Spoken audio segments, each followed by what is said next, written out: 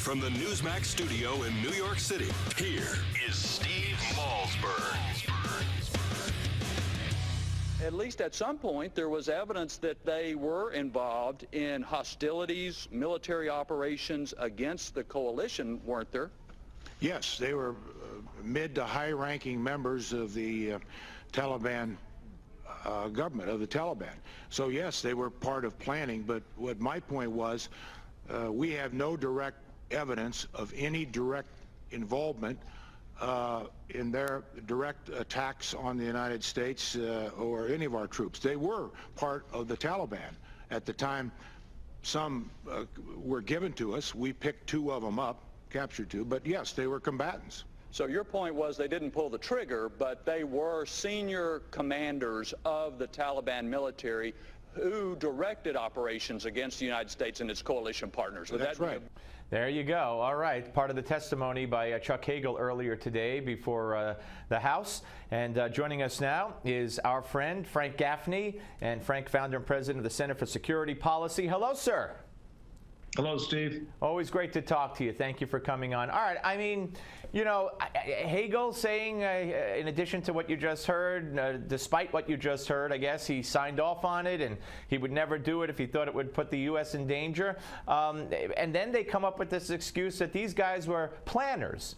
Well, Osama bin Laden was a planner, last I remembered, and they kind of wanted to get him. What's your take on what Hagel had to say today?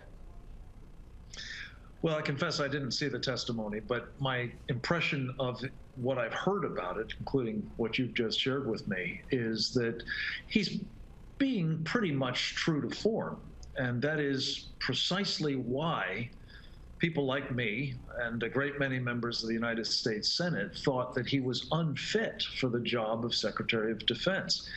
He's had a record of distinction in combat himself, to be sure, but his judgment, particularly on matters of serious national security policy, has been deeply deficient.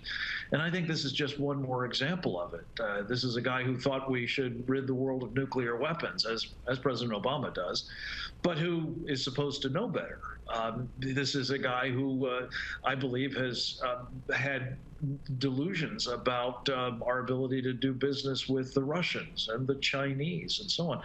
And in this case, it just happens that his judgment about the significance of these guys and their ability to cause us material harm is unbelievable. And I think deeply defective. Absolutely. Let's turn our attention to the legality of this whole deal, or the lack of legality. I mean, it's been said by left-wing scholars and constitutional experts and even people, elected officials on the left and on the right, that the president broke the law. And there have been some feeble excuses along the way. Well, you know, we couldn't risk it getting out.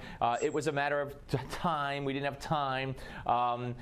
His health was at stake. We had to rush it. And then even one that I heard that the president actually said was an oversight, according to Dianne Feinstein. So, you know, excuse after excuse, the dog ate my homework. The bottom line is he broke the law.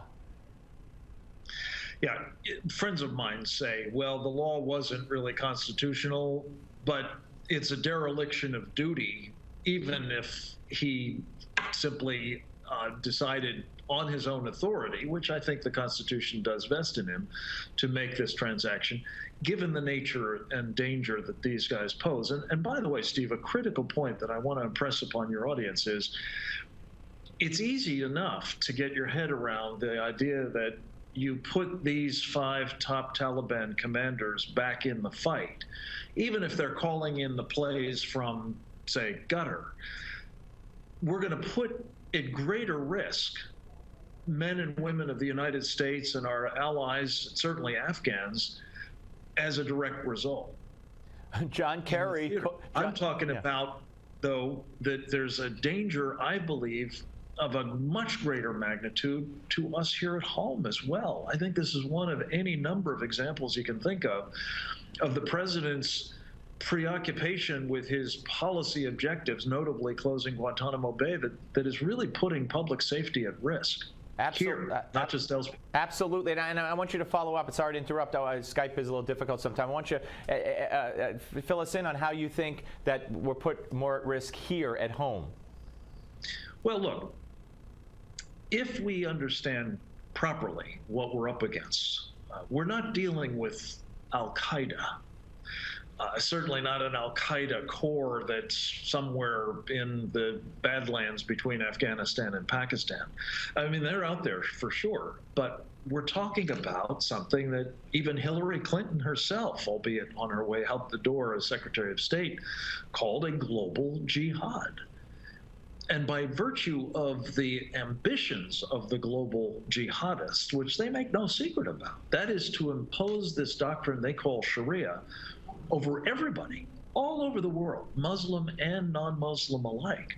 You're going to see these guys being emboldened by the release of 5 of their top commanders, their planners, their leaders, and they're going to be induced to believe that what's happened here is evidence of the infidel submitting to their program. And the Quran itself uses a very interesting phrase, Steve.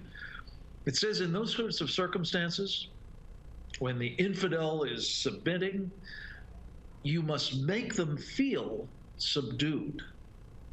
Well, what does that mean? That means it's not enough that they are acquiescing to the ascendancy, the supremacy of Muslims. They must be made to feel as though there's never going to be any alternative other than being subdued and in submission.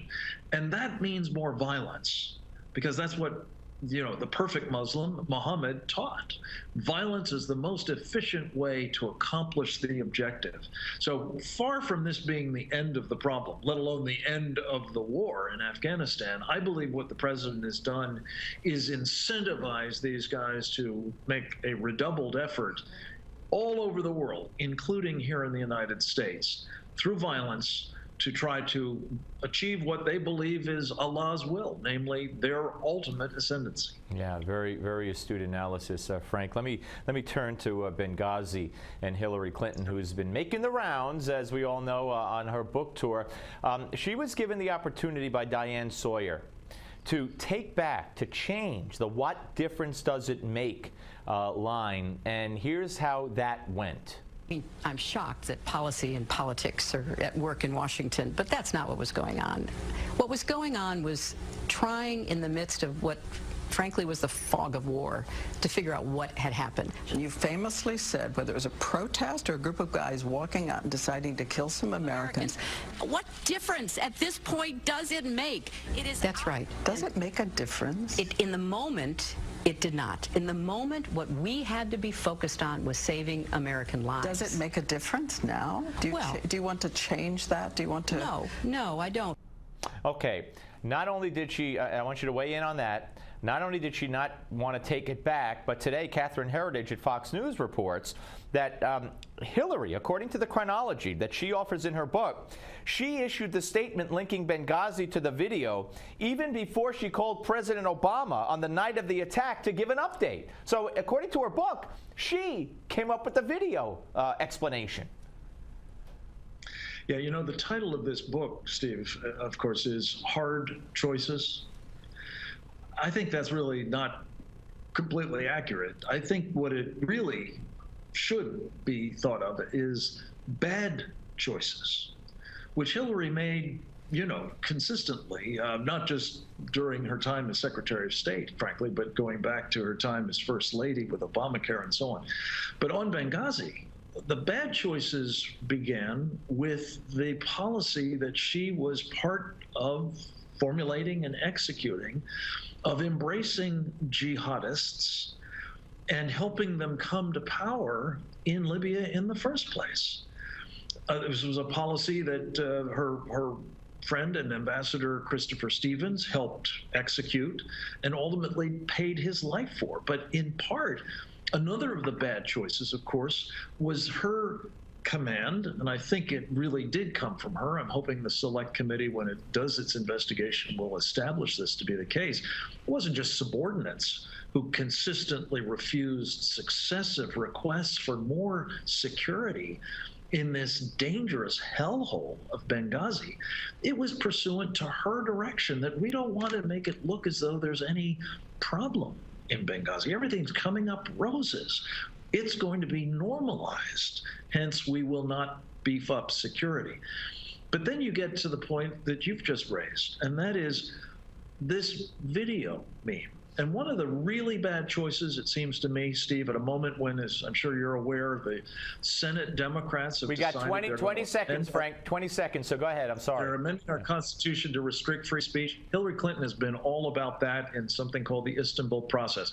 It's all submission to jihad, and it's a serious mistake, and she's all over it. And I want to talk to you about that next week, if you'd be gracious enough to come back.